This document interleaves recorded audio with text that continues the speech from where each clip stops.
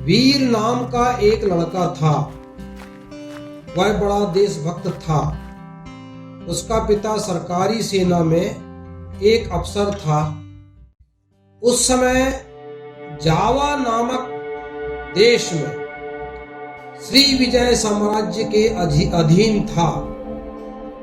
जावा वाले अपनी आजादी पाने का प्रयत्न कर रहे थे, लेकिन सरकार उनके प्रयत्नों को विफल कर देती थी।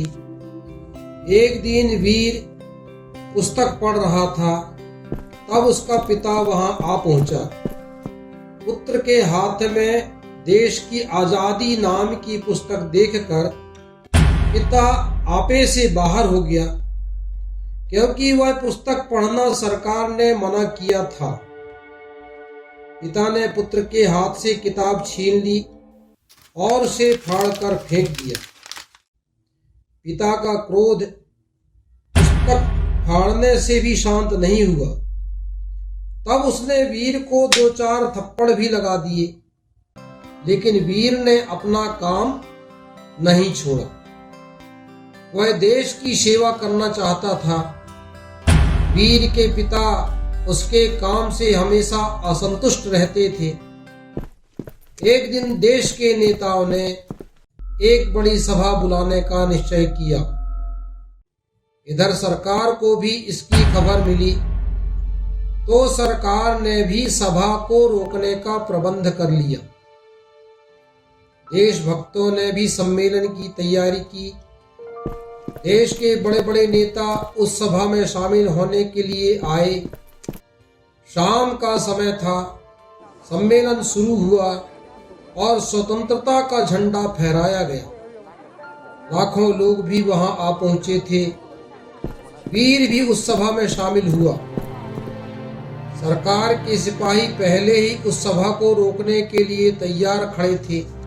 एक अफसर ने आगे बढ़कर सभा को बंद करके अपने अपने घर लौट जाने का हुक्म दिया, लेकिन वे देशभक्त लोग अब मानने वाले थे। उन्होंने सरकार के हुक्म की परवाह नहीं की और सभा का कार्यक्रम शुरू कर दिया।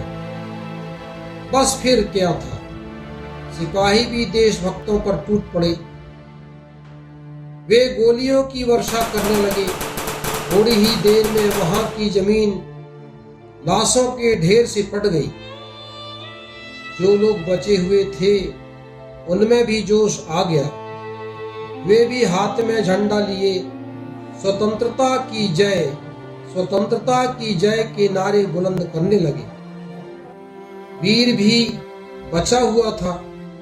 उसके हाथ में एक झंडा था। सिपाहियों ने उसे भी पकड़ लिया। एक सिपाही ने उससे कहा, झंडा फेंक दो। वीर ने कहा, मरते दम तक नहीं छोड़ सकता, यह झंडा मेरी नाक है।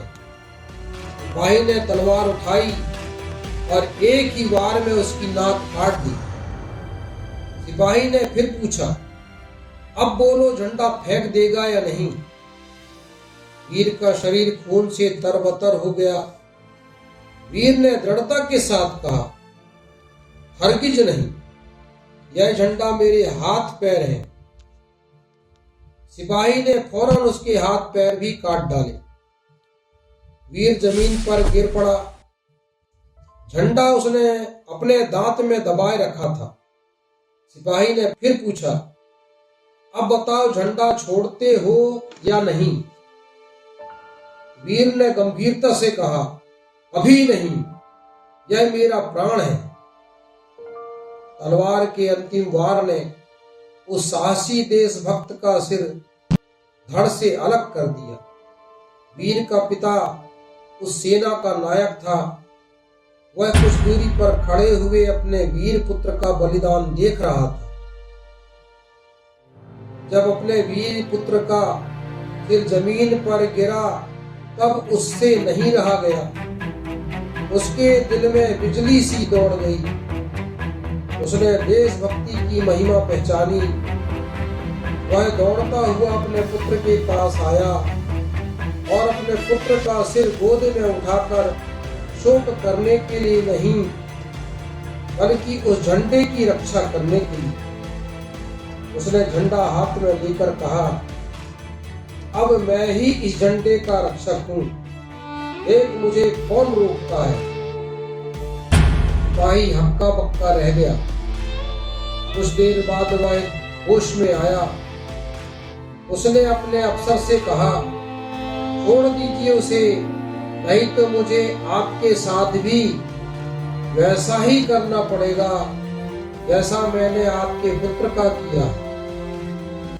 अफसर ने कड़क कर कहा, कुत्ते, तू मेरा क्या कर सकता है, काट ले मेरा भी सिर, वह भी इस झंडे पर न्यौछावर है। सिपाही की तलवार फिर उठी, बस उस अफसर का सिर भी जमीन पर गिर गया। सिपाही ने उसका सिर भी काट लिया। बाप बेटे दोनों के सिर खून से लथपथ होकर पास पास पड़े थे। इस बलिदान ने जनता में देशभक्ति की आग भड़का दी। सारे लोग देश की आजादी के लिए आत्मत्याग करने के लिए तैयार हो गए। विदेशी सरकार से उन्होंने अपनी आजादी छीन ली। देश में सब जगह स्वतंत्रता की जय के नारे गूंज उठे।